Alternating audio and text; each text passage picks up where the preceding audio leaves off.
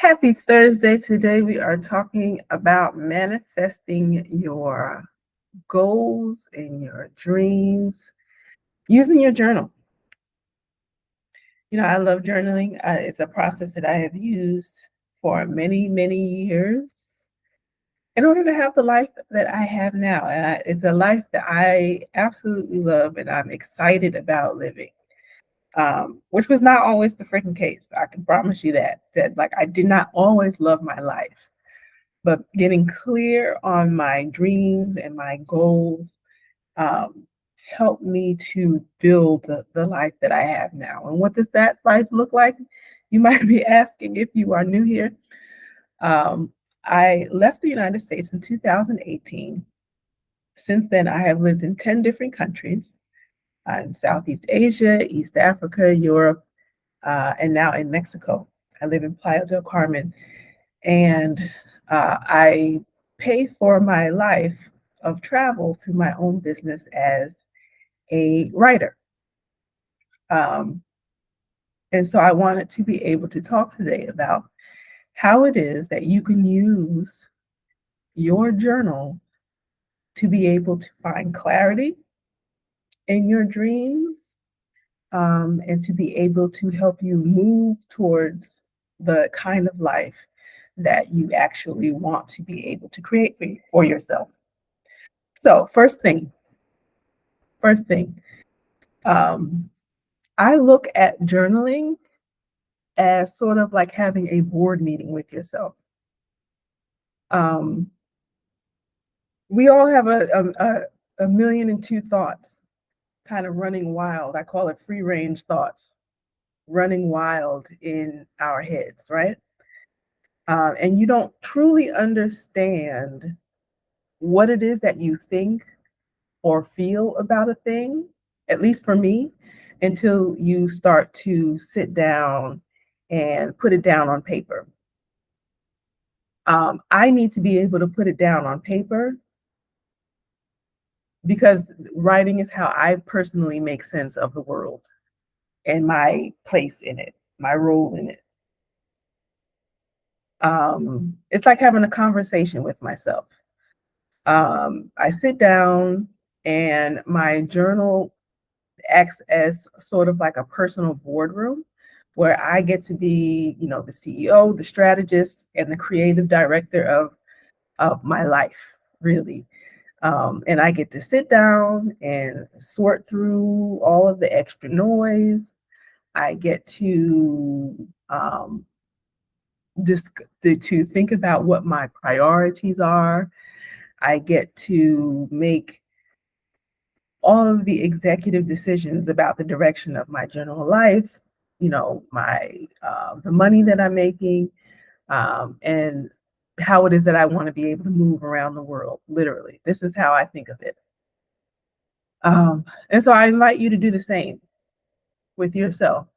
It's not, you know, it's just a boring exercise of just writing some stuff down and today, this and this happened, and then after that this happened and this happened. Like this is like, if you've ever had a big meeting that had to go to in your at your job, and hopefully your meetings are valuable at the job you're working at. Let's start there. But um, when you sit down with yourself, think of it as a board meeting, literally with yourself, and thinking about, what are those things that are important. Now, what actually inspires me to be able to write something down in my journal is that I will get some sort of a, a feeling, a gut ping, if you will, um, that asks me to that says to me that I need to be able to explore this thought a little further. So, case in point, yesterday, just last night, I was watching the Dear Future Wifey podcast, and I watch that podcast from time to time. If you've never watched it, I think you should watch it. It's a cool podcast. And the guest on the show was Lisa Nichols. I love Lisa Nichols, right? Love Lisa Nichols. And she was on there with her husband, Marcus Hall. Um, and, you know, it was a 2-hour podcast, long as hell, but worth every minute of it, right? And so, but there was a point in the conversation on that particular podcast that I was listening to with Lisa Nichols and her husband was that they were both discussing about how intentional they were with being prepared for one another before they actually got married, because it was a long process, like it was a long ass time. And not necessarily that I was trying to copy what it is that they would do. You know, I don't, child, if we got to wait 15 years before we get prepared to meet one another. However, there are things that I can do now to be able to prepare myself for the person that I expect to come in the future, right? Not today, but in the future. And so it was important for me to be able to write that down. Now, what most people will do when they hear a podcast, it'd be any kind of podcast, where you're getting some information and you write down the tips. You know, you write down the tips 1, 2, and 3, and they kind of leave it there. What I do with things where I get sort of like a gut ping, and I start thinking in my head about what is said, and then what is actually being said, and how does it apply to me, right? So I'll write the tips down, but then I'll also sort of start to write that extended conversation about how, you know, I love this information. How is this different from other examples of people being married that I have seen before? And how can I apply this information to my own personal life? And that's the conversation that sort of, the energy of that conversation starts to expand. I start to get excited about, oh, well, you know, well, you've never seen this before. And this is what's, you know, really sort of innovative about what it is that she's saying here. And then, you know, he said this, and then she said this part. Um, and it's really just like kind of sitting down with, you know, if you've sat down for lunch with a friend, and it's some sort of, you know, juicy sort of conversation that you're having with one another. And in the conversation, you start to, you know, you start laughing, you get excited about what was being said. And, you know, the conversation just starts to get bigger and bigger. And, you know, a couple hours later, you know,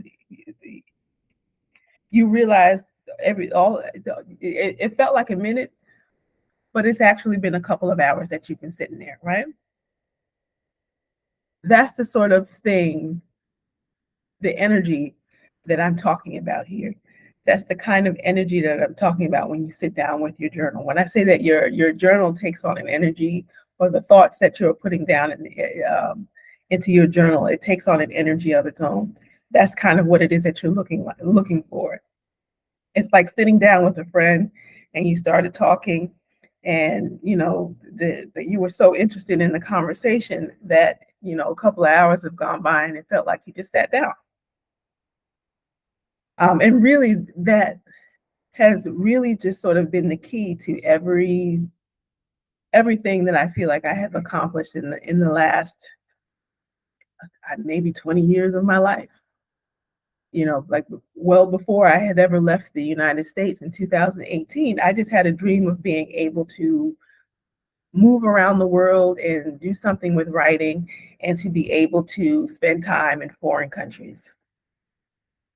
You know, I wasn't very particular or very specific about what I was doing, but that dream of just being untethered, to be um, free from, you know, having to sit in ridiculous meetings with, you know, with people that you work with about the same thing over and over and over again, or um, feeling upset about the, you know, the type of money that I was making because I wasn't making enough. in reference to all of the education that I had gathered and all the experience that I had gathered, and just feeling people were uninterested in my ideas and things like that. And I wanted my own business where I could go create stuff that I was interested in, that I wanted to do, and to be able to use my travels as a catalyst for what it is that I wanted to write about, which is exactly what I do now. Now, I had no idea that my life was going to look like this. But what I learned was that writing about that gut ping gave me the desires that I wanted in physical form eventually. And the energy of that sort of expands from there. So what happens when you write these things down? I didn't just randomly end up living in Thailand and moving across 10 different countries and eventually losing about 100 pounds, and then now living looking to build my best creative life in Mexico. I had to really sit down and have full conversations with myself about what those realities would look and feel like long before they happened. So when I write down the vision, the vision always has some sort of an emotional resonance. Um, and of course, you always get more than what you actually ask for. The universe or God or however it is that you want to be able to explain it, you always get more than what you ask for. I didn't ask to lose 100 pounds. At least as far as my imagination was concerned, I had always saw myself as a bigger person. I just wanted to feel better in my body. It didn't occur to me that feeling better in my body would actually have to come with losing the weight, because I just couldn't see that. I couldn't imagine that because of programming that I had since I was a child that told me that you're just fat and that's it. You're fat. So to lose as much as 100 pounds and being able to go outside and go run a half a marathon, and to be able to have plans of being able to move to go to other countries with the specific goal of doing something active, something physical. I love to eat too. I want to be able to go to other countries and eat food and experience food and create food. But I said I can't only just be going to a country just to be able to eat until my face falls off. I have to be doing something active too, to be able um, to counteract the eating and still love it and still love it. Like I didn't ask for that, but like that part I didn't ask for. That was the extra. That was the extra. So I don't want people to get caught up in thinking that they need to be able to have everything, the whole thing figured out. Start with whatever it is that you got. Write that down and see what sort of energy. Pay attention to how when you write things down, how it resonates in your gut when you write certain things down. When you're excited about one thought versus something else. If you're deciding between one city and another city that you want to move to, if city A, you write it down and you're like, okay, it sounds like this is a practical move. But man, when I really think about moving to city B, and you start having visions of seeing yourself getting a great apartment with a beautiful view, and you see green trees, and it has restaurants in the area, or maybe you're a rural person, and you want to be able to have like one of the things that I really want in my next place that I go to is some sort of a pizza oven specifically made for pizza, and I'm going to put it in the backyard because I had there was a house that I lived in, or not the house that I lived in, the house that I looked at renting when I was visiting with a friend. And the people who own this house had built a brick oven pizza in the backyard. And next to the brick oven pizza was also like a small salad plot. It was a small garden, and it had like lettuce, tomatoes, and onions, and um, salad stuff. And it had a couple of tables. And I'm assuming that the owner would just have friends and family come over from time to time, maybe on the weekends, and they enjoy pizza. No need to get the nasty pizza from around the corner. You can make it right there in your backyard, fresh with a salad. Like, when I saw that, I was like, okay, I want this. my home, my home needs to have that. And so I've written about that. I don't know how many times. And somehow, some way, I'm going to be able to have that in the home that I live in. And I've also, when I would talk about from moving from one city to another, and thinking about the possibilities for what it is that I wanted. If you see, if you pay attention to how it is that I described having that pizza, and having the nasty pizza from around the corner, you've been in places where just ordered some pizza um, from a local place, and it's not delicious, but not nasty either. It's just somewhere in the middle. But you know that the pizza that you make in your own brick oven pizza in the backyard of your own home, it has no choice but to be delicious. You can make um, make yourself a little a toppings bar, you know, 5, 7, 10 different toppings. You can put that out, and everybody can just sort of make their own pizza with their own topping. And everybody's making their own individual pizzas. Eat as many as you want. We've got fresh salad. Have all the fresh salad you want. Like that, maybe that's not your dream, but you can apply that dream to yourself and just sit down and write about it, and get practical about what are the colors you see, what are the scents that you see. Can you smell the pizza baking in your backyard? Right until you smell it, right until you see it. What does it feel like to be able to walk past the brick oven uh, when it's on, and the pizza's in there, and you walk by it and you feel that wave of heat hit your left arm, your left shoulder, and the cheese is bubbling on the top. Like, child, listen, I'm gonna have that pizza oven one day. Um, so there's what I'm saying is that there's magic in this process. There's magic in this process of you being excited about what it is that you're writing down. You're not just writing down tips or just stale details. You're really having a conversation with yourself until it expands beyond what it is that you could have ever actually designed for yourself. Next, thinking about the end vision. It's sort of natural for all of us to be able to sit down and very easily come up with all of the different anxieties that we have. And a lot of people will use their journals to talk about what their, whatever the problem of the day is. Maybe, you're worried about getting laid off. You got a bill coming up that you can't pay for.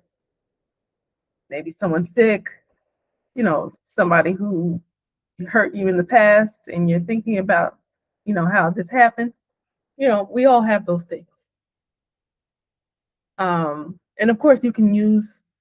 I think journaling about them can be useful, but I think sometimes we spend too much time on those things. So journaling about what it is that you actually want to create, what it is you want to be able to manifest in your life, things that are a part of your dreams and your goals. Um, It helps to break that thought loop, that anxious thought loop that all of us create, to be able to focus your energy someplace else. Because when you focus on the bills that you got to pay and you can't pay it, more than likely, when you ruminate on the fact that you can't pay your bills and you haven't done the actions to be able to pay the bills off, it just creates more anxiety for yourself. So if you actually put your mind and your energy on what your hopes, your goals, your dreams are, who could say that you might not manifest an answer to your problems? And the journaling about the things that you actually want to manifest. So journaling about the problems only will only create more energy of the problems. When you journal about the things that you actually want to happen for you, you're more likely to manifest those things because you're putting your energy in a more positive direction. So journaling is really like a circuit breaker. Instead of using your journal to obsess over an obstacle, a grievance, you can acknowledge that feeling and immediately um, redirect your pen towards what your end vision is. You use your journal to sort of anchor your nervous system in the feeling of the goal already being completed, of being accomplished. And then lastly, once you start to notice that your energy, um, your energy is up and you're excited and you're ready to move, um, you start to move your action in the direction of what it is that you actually want. When you journal about your problems, you're more likely to just, you know, possibly just go back to bed, put the covers over your head because why bother? Like, why why are we even bothering? The problem is still going to be there anyway. But when you move your thoughts to what it is that you want to happen, you're more excited to get into the action of thinking about, all right, well, what's the most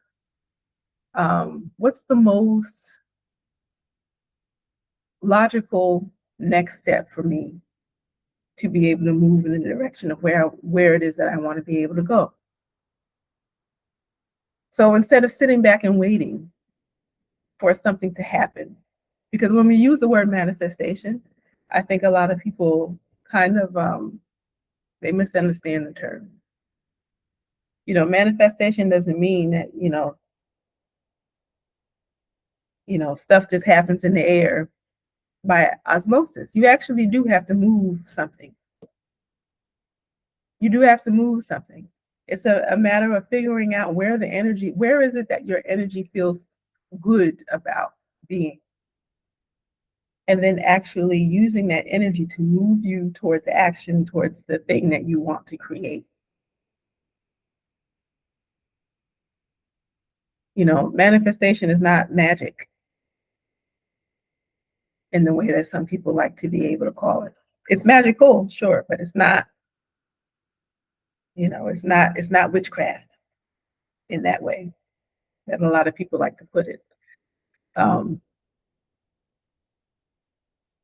and what you'll find is that you'll start doing things like, at least for me, I said I wanted to be able to build muscle on my body. Building muscle on my body is going to actually help me run. So I bought resistance bands. I'm not going to, I'm not excited about going to the gym, but I am excited about being able to do like gym stuff from home. There's nothing, there's nothing I'm excited about getting up to go to a gym. It's just not me. I just don't want to go to a gym. It's hot, it's sweaty, it has a smell. I just don't want it. At least at the ones here.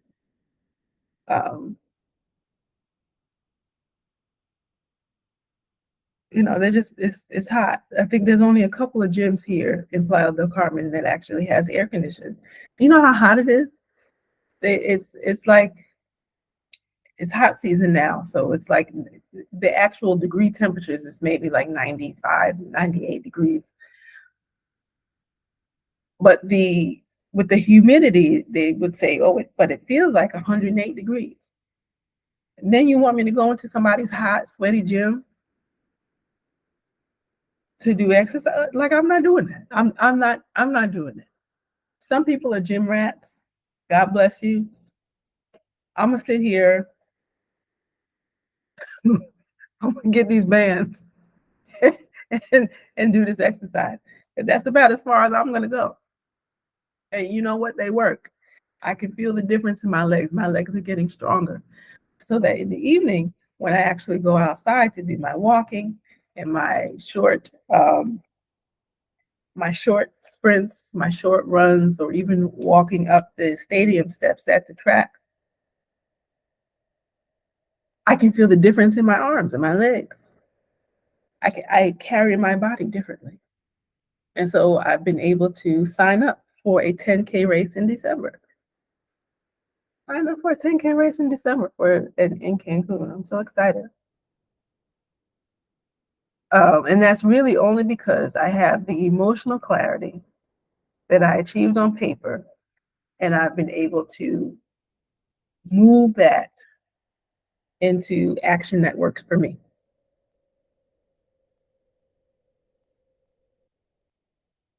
So those are kind of like my, I guess I think they were five steps to being able to use your journal to manifest the life that you want.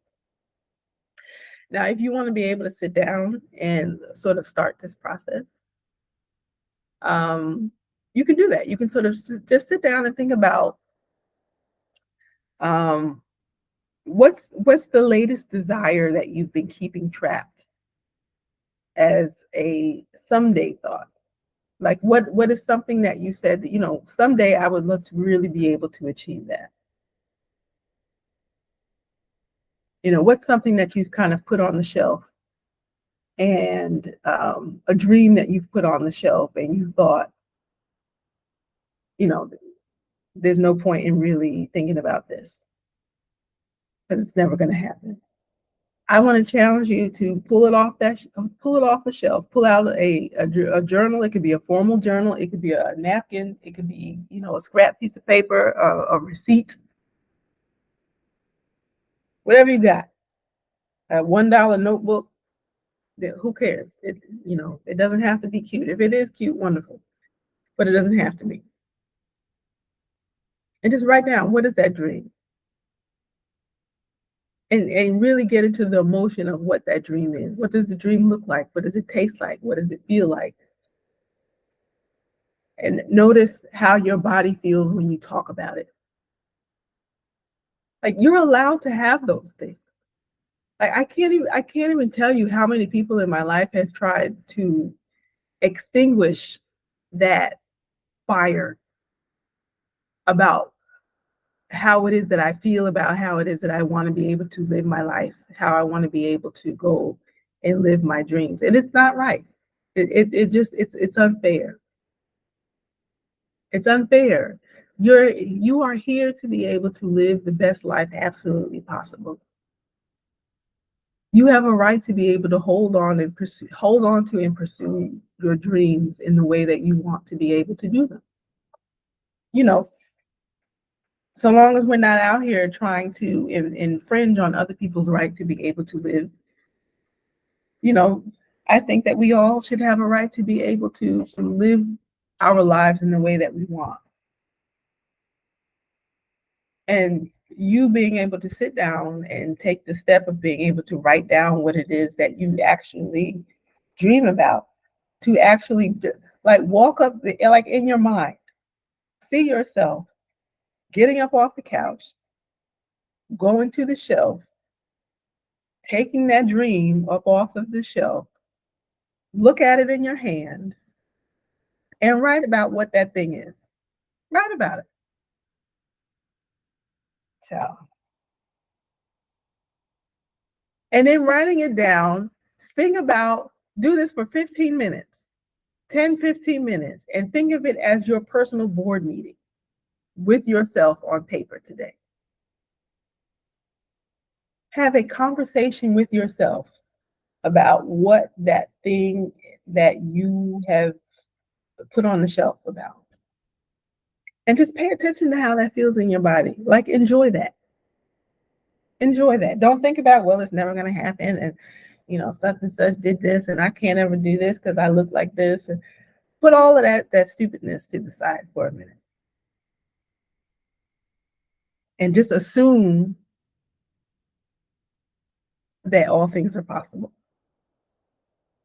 Just run off of the assumption. That give yourself 15 minutes of permission to say that all things are possible right now for 15 minutes.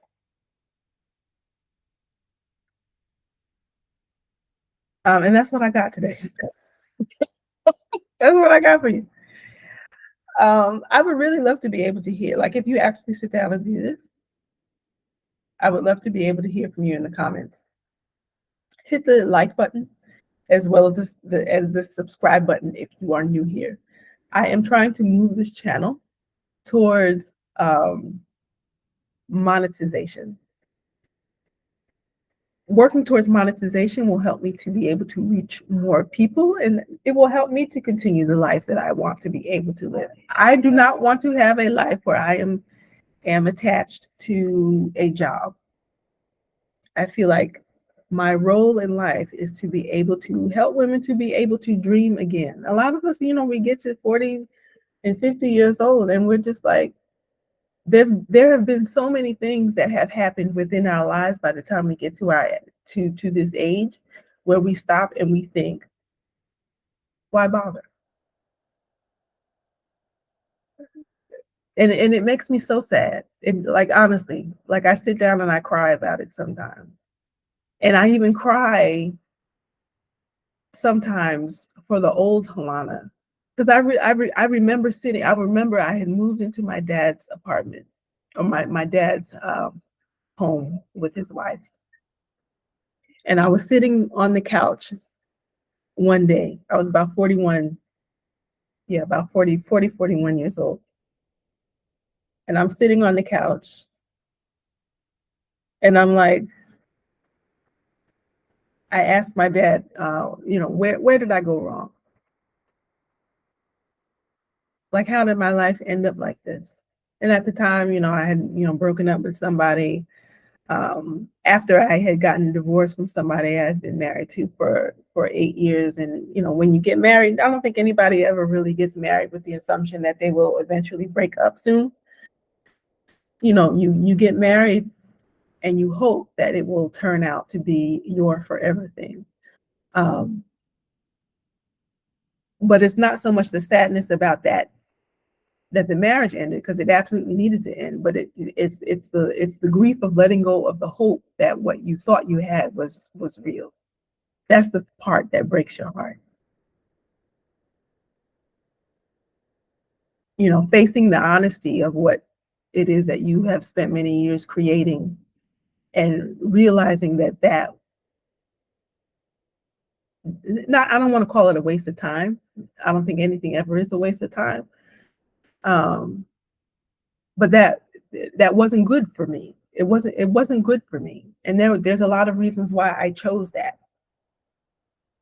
That those are all videos for different days. But what's wonderful about that realization is that it gives you someplace to go. Like, shit, it can't get any worse than this. Like, I'm at the bottom. Like, it can't get any worse than this. Doing all of this other stuff where I was doing what everybody else thought I was supposed to do has not worked. So I may as well do my thing. But before you do your thing, you have to get clear on what your thing is. And that is what journaling is for. And so if I would love to be able to have you as part of my journaling community. My journaling and personal storytelling community. It's called Wealthy, Wise, and Whole. You can find it at halana.substack.com. The link for it is in the description box, as well as it's pinned in the comment below. And basically, what I want is to gather a group of women who are interested in sorting out the wisdom that they have collected from their own lives and eventually move on to be able to share those stories as wisdom for the women who come behind us. I think that that's important, to leave wisdom behind for the women who come behind us. And the reason that this is so important to me is because I lost my mom when she was 49 years old. I'm 49 years old today. My mom died 20 years ago when she was 49 years old from breast cancer. And I feel like I missed out on a lot. Like this, like I'm going through perimenopause now. She never really got a chance to be able to go through. Well, some of it was perimenopause, but a lot of it was also just just her living a life of doing the on and off thing with cancer. And that's a journey in and of itself. But what does it look like for you to be able to rearrange your life to a way that feels good for you and to be able to move on and make all your dreams come true? Like, what does that look like? Like, what happened in between? We see so many stories of people, I made the millions of dollars and, but what the hell happened before that?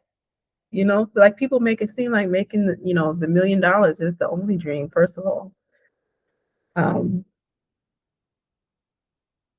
Or that, that there's nothing else for us to be able to shoot for. But even no matter what your particular goal looks like, there's a process to be able to getting there. And I think we judge ourselves because sometimes some of these dreams, it might take a little longer than what we think it would happen in. And that's okay. It is okay. And that's what we like to be able to write about. So take this particular journaling session seriously. Sit down, have that 15-minute personal board meeting with yourself. Take that dream off the shelf and just write for 15 minutes. Give yourself full permission to believe that anything is possible. And notice how writing about that dream and what that looks and feels like for you, notice what that feels like in your body. If you want more of this, join me on Substack. Also subscribe to this YouTube channel, and I will see you tomorrow. Peace.